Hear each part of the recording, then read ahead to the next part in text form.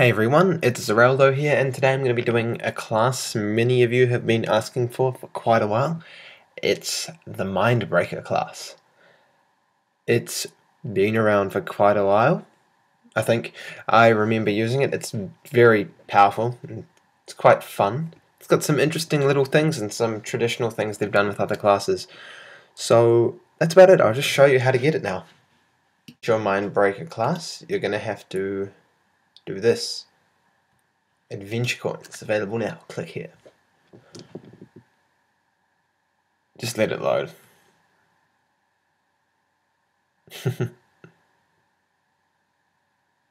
Once it loads, you've got to figure this out. Now, ignore the membership if you're after the Mindbreaker. Here we go.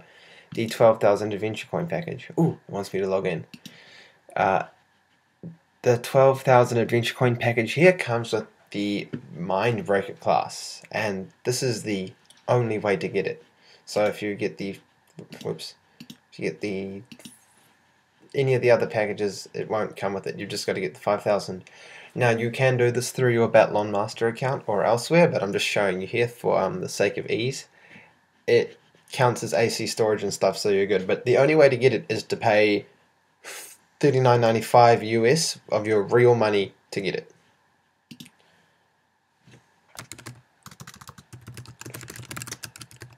Edit time. Now that you've paid for your Mindbreaker class and gotten your 12,000 Adventure Coin package, you're going to want to know where to actually get your class.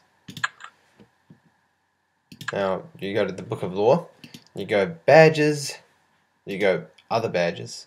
Now, it's in here somewhere. I've actually got to go grab it. Well, pretty cool. There we go. Mindbreaker. You have unlocked the powers of the Mindbreaker class. Now, in the shop, you get the Mindbreakers, Psyblade, the Mindbreaker, the helmet, and the cape. Now, as you can see, this is all member only and Adventure Coin. Now, it is a free Adventure Coin cost, so you can store it in your bank forever, but you do have to be a member to actually use it. So for those of you non-members that were wanting to get it because you're like, oh, it's an Adventure Coin package and I can use Adventure Coin items and stuff, well, sorry, you need to be a member and stay a member to use this class. When it comes to enhancing your Mindbreaker class, I suggest full wizard enhancement. A lot of people say luck, I say definitely wizard. Now, I'll show you why now. If you look at your stats panel, you'll see that this has a large innate intellect and a decent innate luck. If you look at all the moves just quickly, they're all magically based, so intellect and spell power is where your power comes from. Now, a lot of people say you'll get higher criticals when you do Mindbreaker with full luck. Now, maybe it'll be a higher critical multiplier based on your base damage, but your base damage with your full wizard build is a lot higher, and when you crit it's going to be a lot higher because of that. Just as a point, in testing both builds, I scored a 4.8 crit, well 4.8k crit with the final move here with luck. I scored a 7.7k crit with wizard. So I think that difference of almost 3k damage speaks for itself. Now, when actually enhancing it, I'd recommend going with, if you've done the Blade of All quests, going with the Wizard Ore and Spiral Carve. Now, this does double your damage on one strike and then increases your critical chance by 10% for a little bit afterwards. With this class, because you can do a lot of damage with it, getting more crits is great. It doesn't really have many problems with healing or any of that stuff, so I'd go with the greater chance to crit. As you can see, it's got an okay-ish chance to crit. It's roughly the same as if you went with full luck. The passives are pretty cool. You've got an increased damage by 15%, which is really nice, and increased crit by 8, so that adds to 23% bonuses in total from passives, and most classes only come to about 20, some less. So you've already got a nice looking class. It's got a standard sort of mana regeneration pattern where you strike an enemy and get more mana back and on crits, and when you get hit you get more back. Before I forget, the rank 10 passive gives you 5 seconds of invincibility. Now that might not seem like much, but because this is a multi-target class, you are likely to be taking on multiple targets at once, and if you're running low on health and you get it, that can really give you a bit of extra time to get some more heals in. So the first move's pretty good. It's got a 4-second cooldown, it stacks 5 times, it's called Brain Fog. Well, the effect is, the actual move itself is called Mind Fire. Each stack decreases their haste and chance to hit by 15%. I mean 3%, and that stacks to a total of 15%. Now Brain Fog also comes into play with some of these other moves, making them more powerful. So the second move is actually the other move that doesn't get affected by Brain Fog. It's called Psychic Wave, 15 mana, 4-second cooldown, and it attacks multiple targets. So there you go. It's relatively powerful, but it's better when it crits, as you've just seen. Now, the second move is really good. Now watch my health carefully. Now, that's a set amount that it heals, not that it will always heal roughly 800.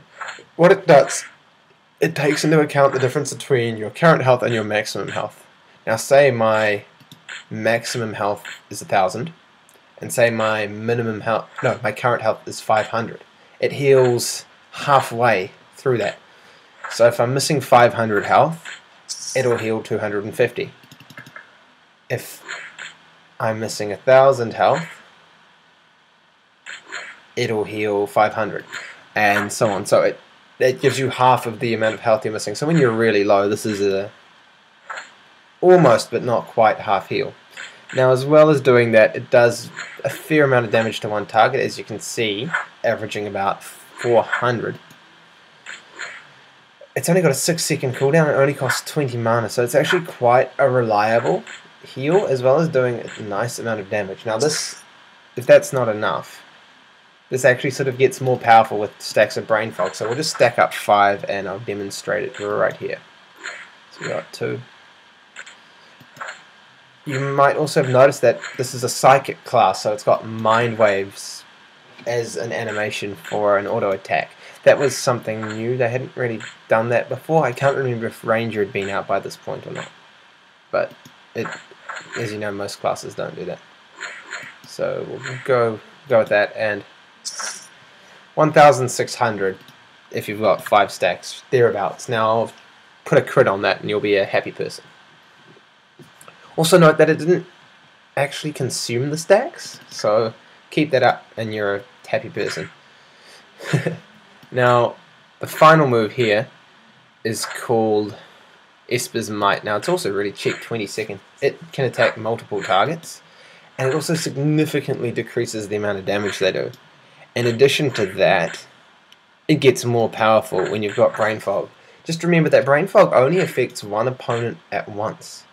So, while one opponent will get a lot of damage, as you're about to see, the other opponent will not get nearly as much. So this will demonstrate both.